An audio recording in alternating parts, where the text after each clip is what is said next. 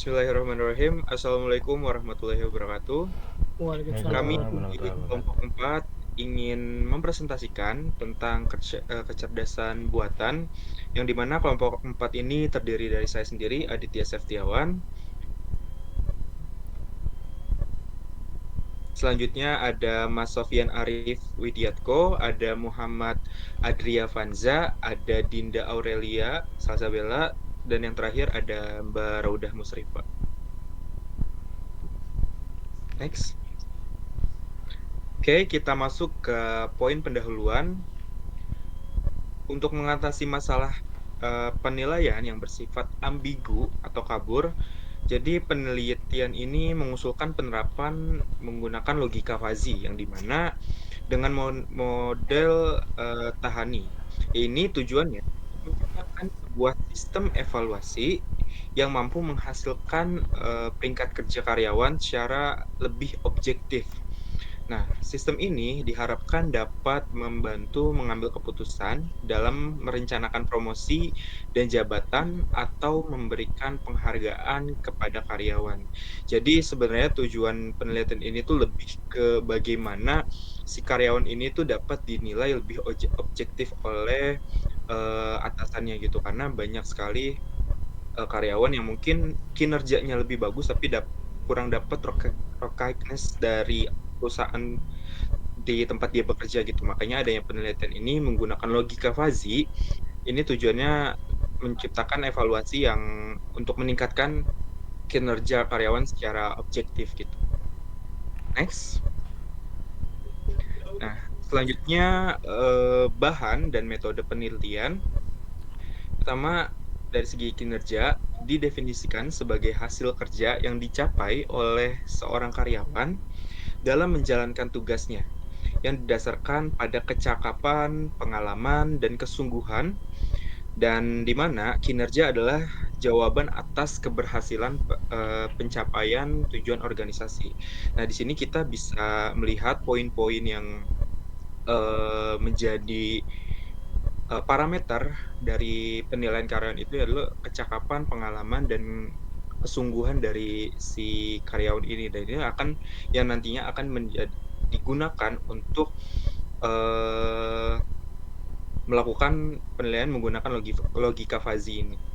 Selanjutnya dari sistem pendukung keputusan atau SPK, di mana sebuah sistem berbasis komputer yang dirancang untuk membantu pengambilan keputusan dalam memecahkan masalah yang semi terstruktur atau tidak struktur dengan memanfaatkan data dan model tertentu. Jadi SPK ini juga bertujuan untuk membantu pengambilan keputusan yang dimana pasti dari atasan mempunyai data-data nih, yang tadi data-data yang sudah mereka punya kayak dari segi kecakapan, pengalaman, kesungguhan, hasil produksi dan lain sebagainya, nanti akan dianalisis menggunakan sistem pendukung keputusan ini yang akhirnya nanti akan kita analisis lagi menggunakan logika fuzzy.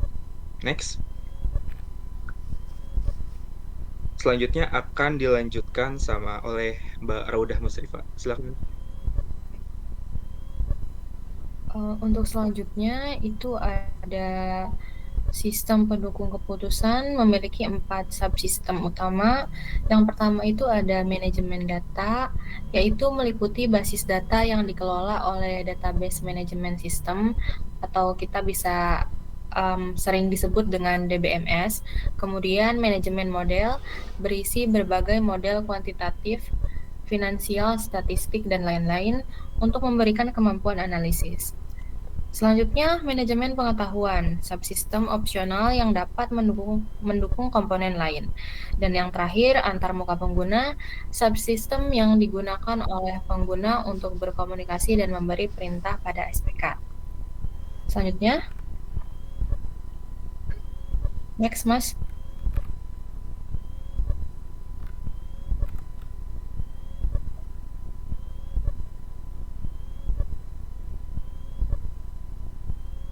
Selanjutnya ada logika fuzzy. Di sini diperkenalkan oleh Profesor Lotfi pada tahun 1965. Logika fuzzy adalah cara untuk memetakan ruang input ke ruang output untuk mengatasi ketidakpastian. Konsep utamanya adalah fungsi keanggotaan, membership function, yaitu sebuah nilai antara 0 hingga 1 yang menentukan derajat keanggotaan suatu elemen dalam sebuah himpunan. Next.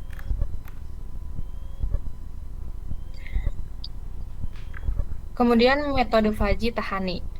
Jadi metode Fajita-Tahani ini adalah salah satu model dalam logika Fuzzy yang menggunakan basis data standar, namun menerapkan teori himpunan Fuzzy pada query atau perintah pencarian data. Tahapan dalam model Tahani adalah sebagai berikut. Bisa dilanjutkan, Mas Adit? Biarkan saya untuk melanjutkan slide berikutnya. Selanjutnya ada metode Fuzzy-Tahani. Yang pertama itu adalah menggambarkan fungsi keanggotaan. Jadi menentukan kurva dan rumus matematis untuk setiap variabel yang akan dinilai. Lalu yang kedua ada fuzifikasi, yaitu proses mengubah nilai tegas, misalnya nilai kerja 85 menjadi nilai fuzi, atau bisa disebut sebagai derajat keanggotaan dalam himpunan tertentu, misalnya baik. Lalu yang ketiga ada fuzifasi query. Lalu untuk pengertiannya yaitu membentuk query dengan menggunakan operator logika dasar seperti AND atau mengambil nilai terkecil atau minimum. Lalu ada OR atau bisa disebut sebagai mengambil nilai terbesar atau maksimum. Dan NOT atau komplement yaitu 1 dikurangi nilai keanggotaan. Yang keempat ada memperoleh hasil. Jadi setelah query dieksekusi, sistem akan menampilkan data rekomendasi yang akan dinilai dari lebih dari 10. Lalu untuk slide selanjutnya akan dibahas oleh teman saya. Boleh, silakan. Untuk selanjutnya adalah hasil dan pembahasan, di mana yang pertama kita ada penentuan fungsi keanggotaan yang berdasarkan hasil wawancara ditetapkan 6 kriteria variabel untuk evaluasi kerja seperti kehadiran KH, kualitas kerja menjadi KK, kreativitas menjadi KR, kemudian technical skill menjadi TS, dan communication skill menjadi CS. Yang terakhir adalah attitude sebagai AT. Setiap variabel tersebut dibagi menjadi 3 himpunan fuzzy seperti buruk, cukup, dan baik. Untuk setiap himpunan ini dibuat grafik dan rumus fungsi keanggotaan yang spesifik untuk menentukan derajat keanggotaan suatu nilai. Yang kedua ada fuzifikasi, yaitu mengubah nilai tegas ke fuzi. Data nilai kinerja karyawan yang berupa angka nilai tegas diambil sebagai sampel, kemudian setiap nilai tegas tersebut kemudian dihitung derajat keanggotaannya untuk setiap himpunan fuzi, yaitu 3 poin tadi. Yang pertama adalah buruk, cukup, dan baik. Kemudian menggunakan rumus yang telah ditentukan pada langkah pertama, contohnya untuk karyawan bernama Budi Purnama dengan nilai kehadiran 80, hasil fuzifikasinya adalah derajat keanggotaan buruk 0,5, kemudian cukup 0,5, dan baik sama dengan 0. Fuzifikasi query membentuk kriteria seleksi, yaitu sebuah contoh kasus dibuat untuk menyeleksi karyawan yang memiliki kinerja baik di semua variabel. Kemudian sebuah query atau perintah pencarian dalam format struktur query language SQL dibentuk untuk mencari karyawan yang memenuhi kriteria kehadiran baik dan kualitas kerja baik serta kreativitas baik, dan seterusnya untuk semua variabel. Nah, hasil dari eksekusi query tersebut ditampilkan dalam sebuah tabel 9, tabel 9. Dari tabel tersebut terlihat bahwa karyawan bernama Andri Priyono memiliki kinerja terbaik karena nilai keanggotaannya adalah 1 untuk semua kriteria yang dievaluasi, sehingga hasil akhir evaluasinya juga 1. Sementara itu karyawan lain mendapatkan nilai yang lebih rendah karena tidak memenuhi semua kriteria baik secara maksimal. Nah, kesimpulannya adalah logika fuzzy model Tahani ini dapat berhasil diterapkan untuk sistem evaluasi kinerja karyawan dengan menggunakan nilai-nilai kriteria sebagai data inputnya, kemudian penerapan model ini membuat proses penilaian menjadi lebih adil dan akurat karena memperhitungkan nilai proporsional untuk setiap kriteria yang digunakan. Model fuzzy Tahani ini dapat dijadikan sebagai alat bantu pendukung keputusan yang efektif bagi manajemen dalam melakukan evaluasi kinerja karyawan. Oke, untuk penjelasannya seperti itu, kemudian akan dilanjutkan oleh Mas Sofyan untuk analisis datanya. Silahkan Mas Sofyan. Baik, izin share.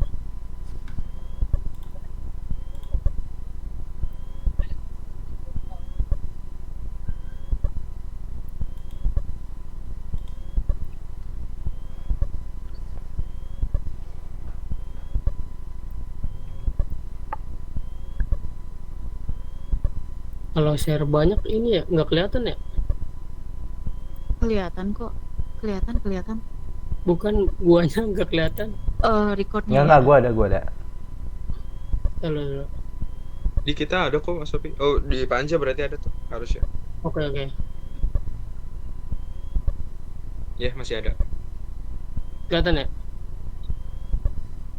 Ya, kelihatan. Baik, di sini dari kelompok kami itu kita membahas implementasi logika fuzzy Tahani untuk model sistem pendukung keputusan evaluasi kinerja karyawan. Jadi berdasarkan data yang dimiliki dari jurnal ini, dari Gofar, dia memiliki data variabel awalnya ya. Di sini ada Denny untuk KH 85 70 64 80 64 65. Kemudian ada Andri Priyono di mana KH-nya 95 85 78 82 81 75 dan seterusnya sampai ke Ciptaningsih. Nah, di sini kita akan mencoba mempraktekkan ya hasilnya apakah sesuai dengan hasil yang beliau kasih. Nah, di sini saya sudah membuat ya sebelumnya untuk latihan. Nah, di sini yang pertama-tama kita import dulu ya sesuai kebutuhan. Dimana di sini tahap pertama itu kita butuh data awal yang dimana tadi sudah saya jelaskan. Untuk masing-masing data awalnya kita input dulu berdasarkan variabel yang beliau kasih. Kemudian kita running.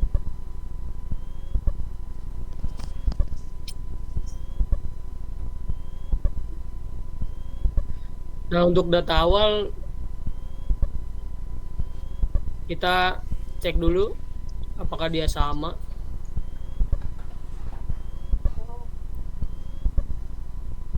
Kalau berdasarkan tampilan outputnya sudah sama ya untuk data awal. Kemudian kita masukkan juga fungsi keanggotaan di mana yang tadi itu ada buruk, cukup, dan baik. Ini adalah variabel yang saya bikin untuk menentukan variabel buruk, cukup, dan baik. Kita running. Setelah running kita akan mengecek ya satu-satu. Yang pertama itu dari hasil ini ya, dari hasil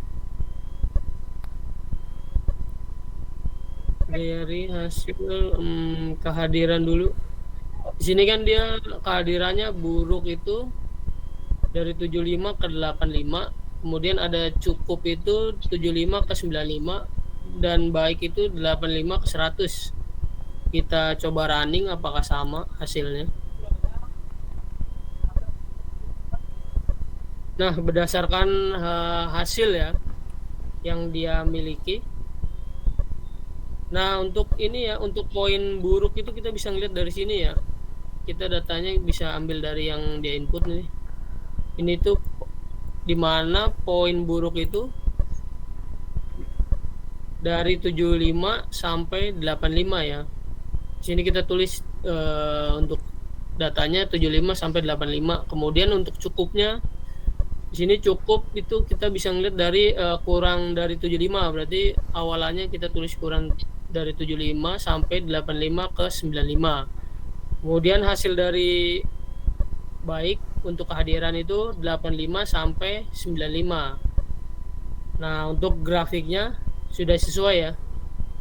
Dimana dari buruk itu dari 75, ini 75 ya.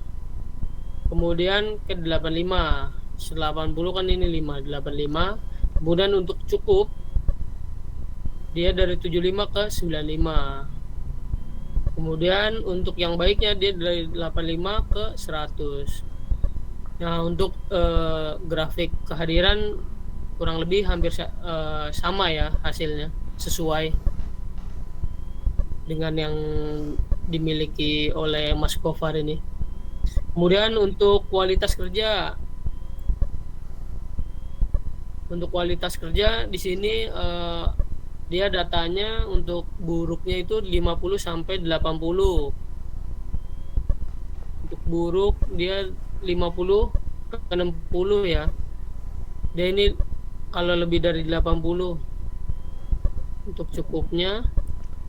Kemudian untuk baik apa? Untuk cukup itu ada 50 ke 60 dan 80. Kemudian ada untuk variabel baiknya itu 60 ke 80.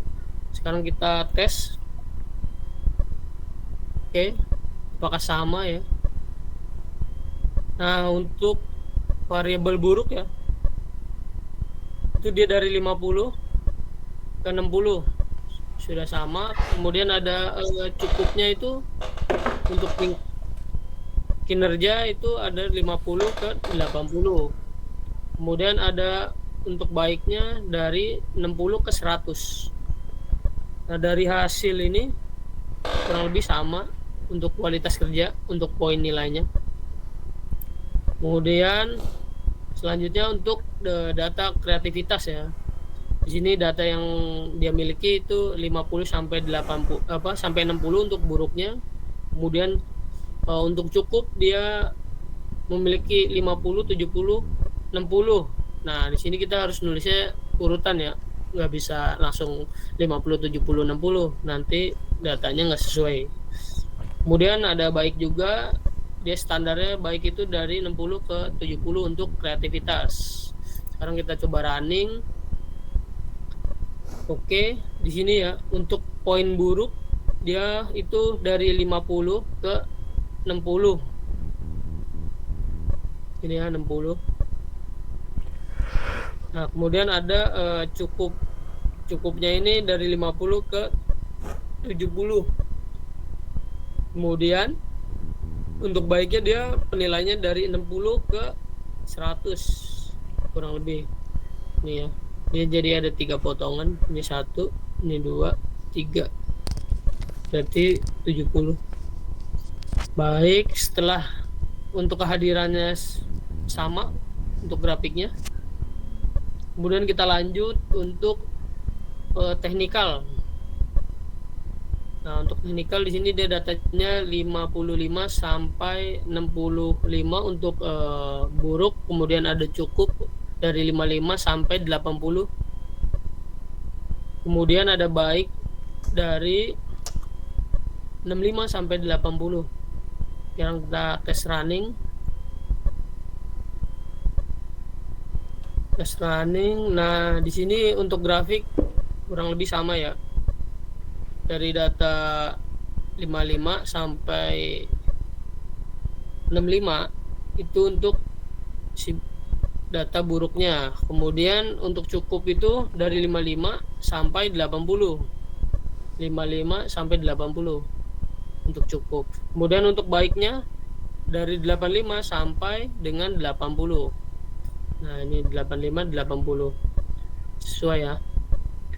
Kemudian kita lanjut lagi untuk komunikasi skill. Untuk komunikasi skill di sini dia variabelnya 50 sampai 65 untuk buruknya, kemudian untuk cukup dia 50, 65, kemudian 80. Untuk baiknya dia 65 sampai 80. Sekarang kita tes untuk grafiknya apakah sesuai. Nah, di sini untuk datanya dia kayaknya ketinggalan ya. Tapi secara grafik sama. Untuk buruk dia dari 50 ke 60, 65. Kemudian untuk cukupnya dia dari 50 ke 80. 50 ke 80. Kemudian untuk baiknya dia dari 85 ke 80. Ini harusnya ini ada potongan ya. Kemudian yang terakhir kita tes yang untuk attitude atau AT. Di sini dia hasil dari attitude-nya standarnya itu 8 dari 50 sampai 60. Kemudian untuk cukupnya 50 sampai 70. Terus kemudian sini ada 60 ya. Berarti 50, 60, 70. Untuk baiknya dia ada 60 ke 70. Untuk secara grafik yang dia punya itu seperti ini. Sekarang kita tes. Nah, di sini kita lihat dia 50 ya untuk standar bau buruk, 50 ke 60. Ini yang merah buruk cukup. Kemudian untuk yang cukup itu 50 ke 70. Ini 70.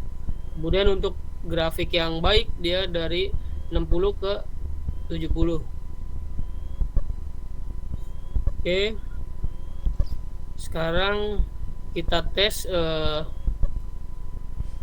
untuk masing-masing ini ya. Kan di sini dia datanya sudah di hasil ya. Hasil berdasarkan hasil data fuzzy. Ada kehadiran, kualitas kerja, technical skill, komunikasi sama attitude. Nah, di sini sudah saya bikin ya masing-masing datanya berdasarkan nama. Di sini ada Doni kan, Doni ini 70, tapi kita masukin nilai untuk baik buruknya aja. Nih kita output kita masukin buruknya berapa, ini kurang lebih sama. Kehadiran 01. Oh dia ke 01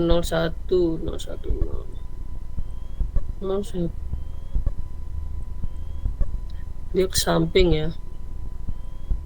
Kita tes aja apakah hasilnya sesuai dengan yang dia punya. Bentar.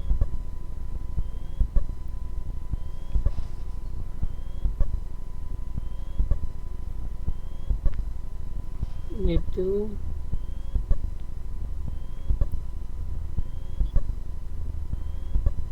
kehadiran buruk untuk Denny, kehadiran Denny 0, kehadiran 1 ya kan, ini sama ya untuk variabelnya.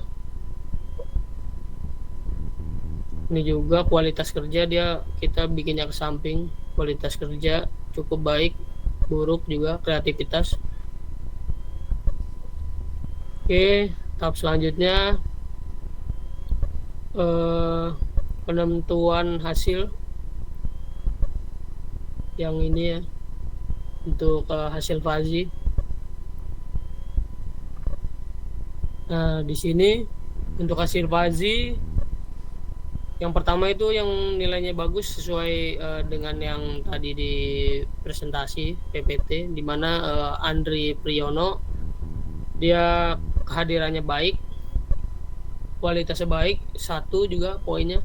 Kemudian ada kreativitas 1 ya kan, sama nih. Kemudian hasil evaluasinya juga 1. Kemudian urutan keduanya juga ada Budi. Nah ini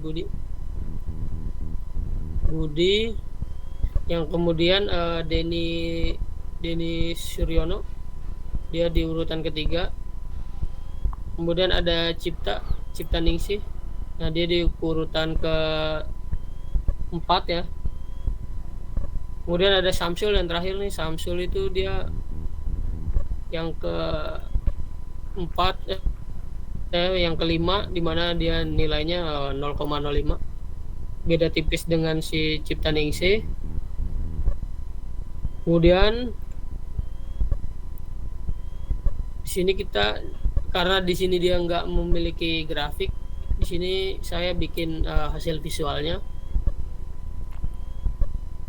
Jadi berdasarkan hasil visual ini kita bisa ngelihat ya, untuk karyawan terbaik itu Andre Riono, di mana nilainya sama dengan 1.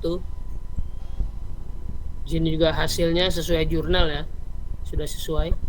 Di mana Andre 1, kemudian Budi nilainya 0,45, kemudian Denny 0,4, kemudian Cipta Ningsih 0,05, kemudian ada Samsul 0,05.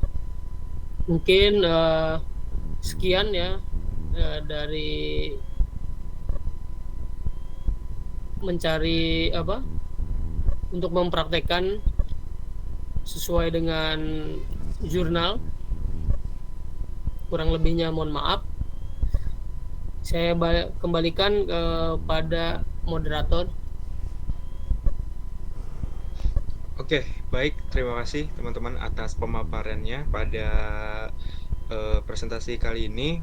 Jadi semuanya bisa dapat kita simpulkan bahwa logika Fuzzy ini dengan menggunakan model Tahani ini berhasil mengimplementasikan sebagai sistem pendukung keputusan atau SPK yang efektif untuk evaluasi kinerja karyawan. Dan dengan menggunakan model Tahani ini dapat mengatasi masalah utama penilaian kinerja yang seringkali kurang objektif atau ambigu, dan dengan cara mengubah nilai kerja karyawan yang tegas menjadi nilai fuzzy atau derajat anggota. Selanjutnya dengan menggunakan 6 kriteria utama yang dimana tadi sudah disebutkan terkait kehadiran, kualitas kerja, kreativitas, technical skill, communication skill, dan yang terakhir attitude. Dan dengan demikian sistem ini mampu menghasilkan peringkat kerja secara lebih adil dan akurat untuk memberikan alat bantu yang solid bagi manajemen pastinya dalam mengambil keputusan terkait promosi dan penghargaan. Mungkin sampai sini saja terkait pemaparan materi terkait logika Fuzzy model Tahani yang tadi sudah kita paparkan. Kurang lebihnya mohon maaf. Saya akhiri. Wassalamualaikum warahmatullahi wabarakatuh. Waalaikumsalam warahmatullahi wabarakatuh.